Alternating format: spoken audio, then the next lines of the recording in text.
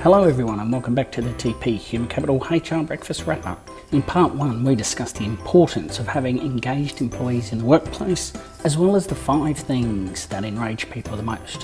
What we'll now look at is the ways that we can create an environment where engagement flourishes. Using the insights from James's book and Gallup, we've been able to identify what the 3 core needs of people are to feel engaged at work. Resources. This is the need for people to have the skills and knowledge they need to do their job, as well as access to the equipment and resources that are required. Employees are also looking for their leader to clarify what it is they need to do each day.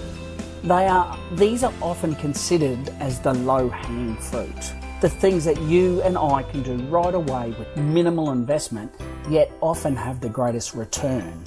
Belonging. Humans have an inherent need to feel like they belong. They want to feel like their opinions matter and that they are recognised for what they do.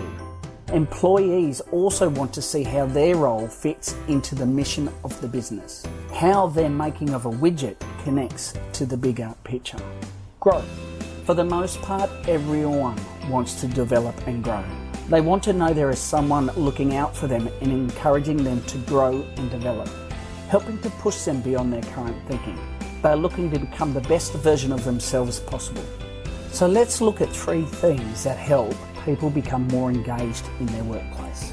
One of the biggest banks in America had engaged an external consultant to come in and look at ways to improve employee engagement. The consultancy firm wanted to ask one thing first.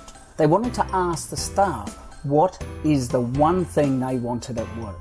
The senior executives were concerned that most, if not all, staff would say more money, but when the results came back, they were shocked. Staff overwhelmingly wanted managers to use please and thank you and to use their name. They also wanted to be recognised for what they did. We all want our efforts to be recognised. We want to be treated like a person and not just a cog in the machinery of business. We want our managers to say thank you for our efforts. However, I can hear some of you saying, and I hope it's only a small percentage, but my team are incompetent and they don't do anything worth recognising.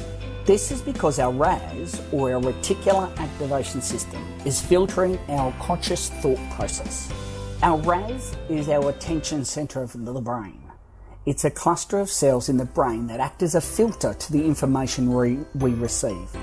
These cells filter out the irrelevant information but retain that which is useful. We can consciously program it, i.e., as we drive into a new town, we say to ourselves, stop singing Buffalo Soldier and start looking for McDonald's, I'm hungry. Or subconsciously, like when we go over to a friend's house and they show us their new car that is atomic tangerine, then on the way home, that is all we see. We did not consciously say that we wanted to see those cars, but our adaptive unconscious did. What we need to be able to do is reprogram ourselves to look for the good things. One way we can do this is through the use of a gratitude journal. The Greater Good Science Centre at Berkeley has been researching the effects of gratitude on daily life. Their research suggests that people who feel regularly grateful report better health, reduce their risk of heart disease and get better sleep, strengthen feelings of connection and satisfaction in their relationships, and feel more satisfied with their lives, more joy and optimism and less anxiety. When we're grateful for what we see and hear, we then start resetting our RAS to focus on what is good rather than what is bad.